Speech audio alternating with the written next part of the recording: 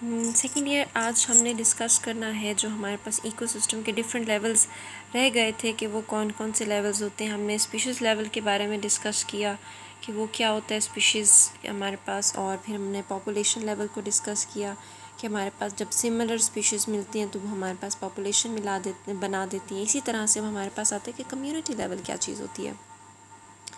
جب different populations, ٹھیک ہے, ڈفرینٹ پاپولیشنس یعنی group of different species, groups ہوں گے, بہت سارے گروپس ایک جگہ پر اکٹھے ہوں گے اور وہ کمبائن ہو کر ایک دوسرے کے ساتھ انٹریکٹ کر کر ایک جگہ پر رہیں گے, ٹھیک ہے, اس کو ہم کہتے ہیں وہ کمیونٹی بناتے ہیں.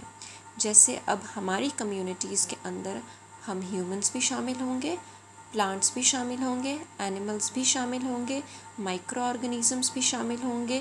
یہ جب ایک دوسرے کے ساتھ انٹریکٹ کر کر ایک جگہ پر رہیں گے, اس کو ہم کہتے ہیں کہ یہ ہمارے پاس کمیونٹی لیول موجود ہو, کمیونٹی لیول بن گیا. اب نیکسٹ ہمارے پاس آتا ہے کہ کمیونٹی لیول کے بعد بائیومز کیا چیز ہوتی ہیں.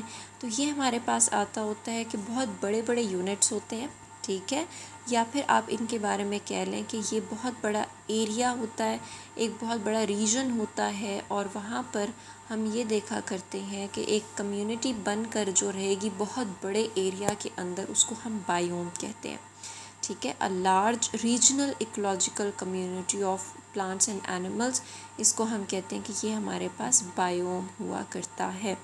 ان کی ایک بات کامن آپ یاد رکھیے گا کہ جو بائیومز ہوتے ہیں وہ ایک جو بائیوم ہے چاہے وہ جس بھی ایریا تک پھیلا ہوا ہوگا وہاں پر کلائمیکس سیم ہوگا, وہاں پر جو کلائمیٹ ہوگا وہ سیم ہوگا, جو آپ کی جو لائف فارمز ہوتی ہیں وہ سملر ہوں گی. فار ایگزامپل اگر گراس لینڈ کی میں بات کرتی ہوں, ایک بائیوم ہے, وہ گراس لینڈ جہاں پہ بھی آپ چلے جائیں, جس بھی دنیا کے حصے میں چلے جائیں, وہاں پہ گراسز ہوں گی ڈفرینٹ طرح کی, اور وہاں پہ آرگنیزمز موجود ہوں گے. اب اس کے بعد آتا ہے کہ جب یہ سارے کے سارے ہمارے بائیومز ملتے ہیں تو یہ ایک ایکو سسٹم بنا دیا کرتے ہیں. اس کو ہم کہتے ہیں کہ یہ ہمارے پاس ایکو سسٹم آ گیا.